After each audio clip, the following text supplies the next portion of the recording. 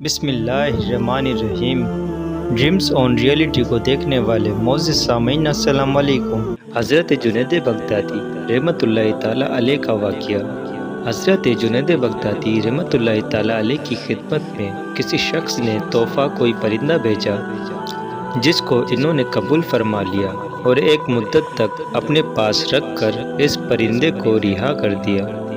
یہ دیکھ کر لوگوں نے آپ سے اس کا سبب دریافت کیا تو ارشاد فرمایا کہ اس پرندے نے مجھ سے فریاد کی کہ جنید، افسوس ہے کہ آپ تو اپنے احباب کے مناجات سے لطف اندوز ہوتے رہے اور میں بے مونس و غم خوارہ آپ کے اس پنجرے میں مقید رہوں۔ میں نے اس کی درد بھری فریاد سن کر اس کو آزاد کر دیا اور وہ پرندہ جاتے وقت یہ کہہ کر اڑ گیا کہ جب تک کوئی پرندہ ذکر الہی میں مصروف رہتا ہے وہ جال کے پھندے سے آزاد رہتا ہے، اور جہاں ذکر الہی سے غفلت ہوئی کسی نہ کسی جال کے پھندے میں پھنس جاتا ہے۔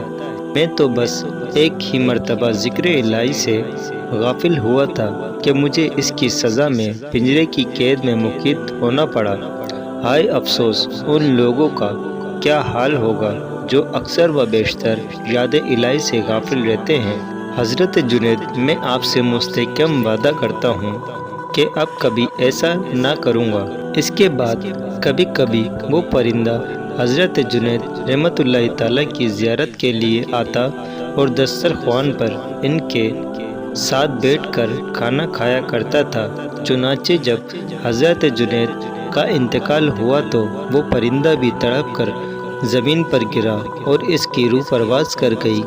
یہ عجیب واقعہ دیکھ کر لوگوں نے اس پرندے کو بھی حضرت جنید رحمۃ اللہ تعالیٰ علیہ کے ساتھ ہی دفن کر دیا، اور مدت کے بعد حضرت جنید رحمۃ اللہ تعالیٰ کے مریدوں میں سے کسی نے ان کو خواب میں دیکھا کر دریافت کیا کہ حضرت آپ کے ساتھ کیا معاملہ کیا گیا؟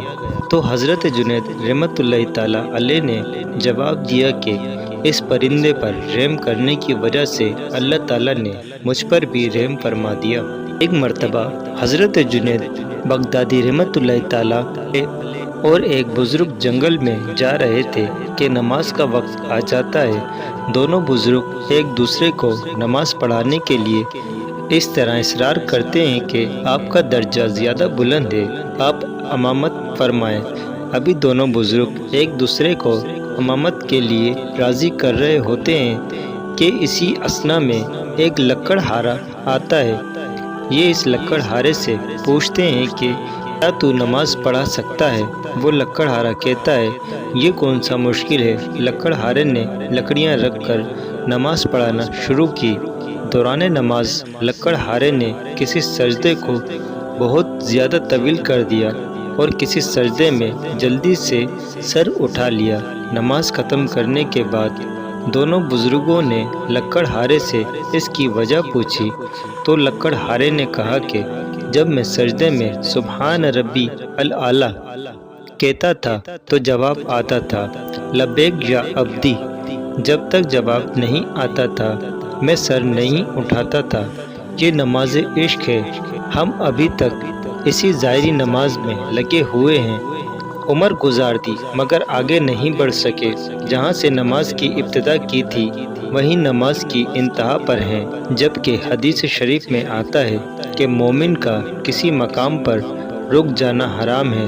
پڑھتے رہو، اس کی طلب میں بڑھتے رہو حتیٰ کہ اس کی طلب میں جان چلی جائے۔ اگر اس کی طلب میں جان جائے گی تو ہم شہیدوں میں شمار کیے جائیں گے۔ مزید نئی آنے والی ویڈیو کے لیے ہمارے چینل ڈریم آن ریئلٹی کو سبسکرائب لازمی کریں تاکہ ہماری نئی آنے والی ویڈیو آپ تک لازمی پہنچ سکے۔